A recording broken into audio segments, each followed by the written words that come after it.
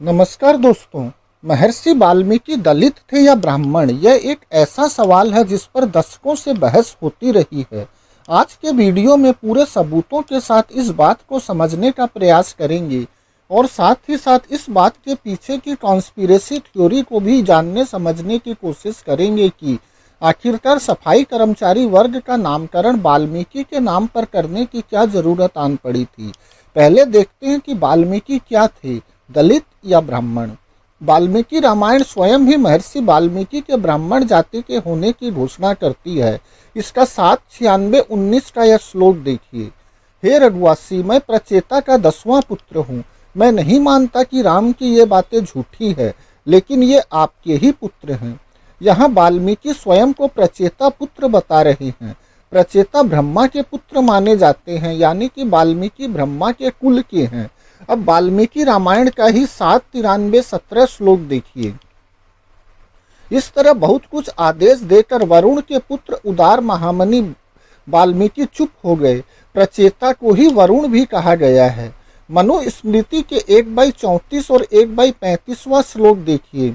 अर्थात विभिन्न प्रकार के प्राणियों की उत्पत्ति की इच्छा से मैंने सर्वप्रथम बहुत कठिन तपस्या की और समस्त सृष्टि के संचालक 10 महर्षियों को बुलाया।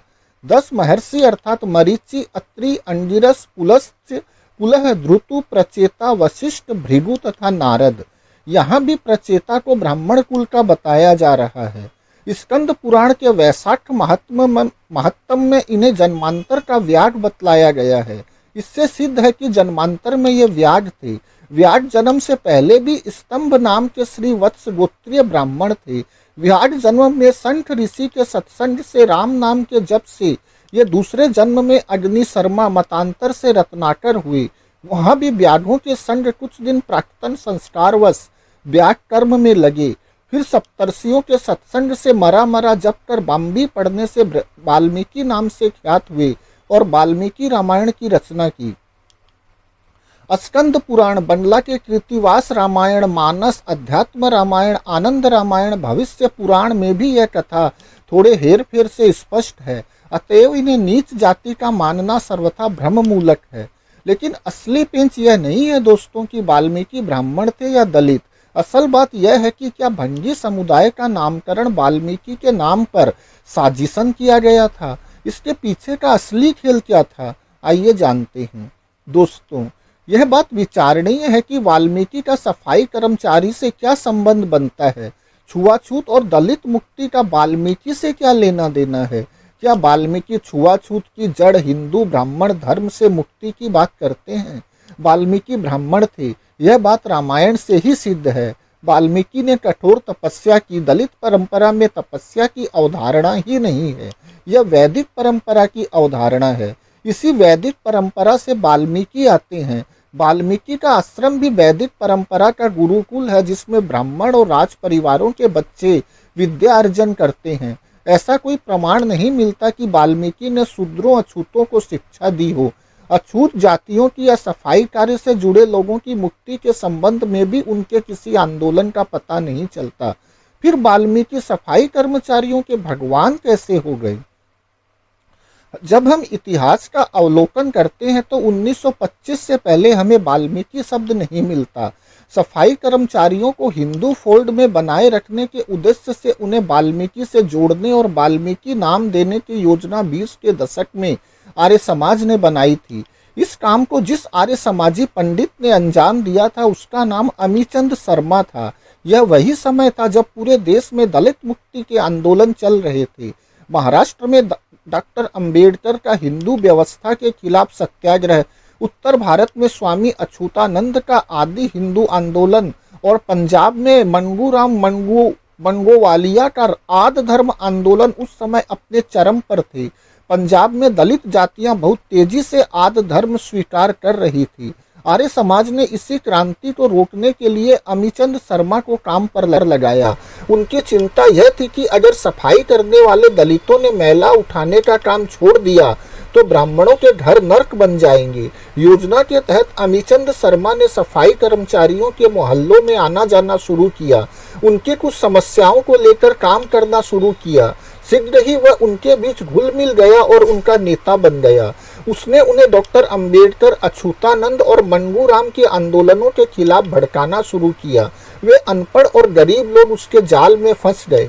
1925 में अमीचंद शर्मा ने श्री वाल्मीकि प्रकाश नाम की किताब लिखी, जिसमें उसने वाल्मीकि को उनका गुरु बताया। उसने उनके सामने वाल्मीकि धर्म की रूपरेखा भी रखी।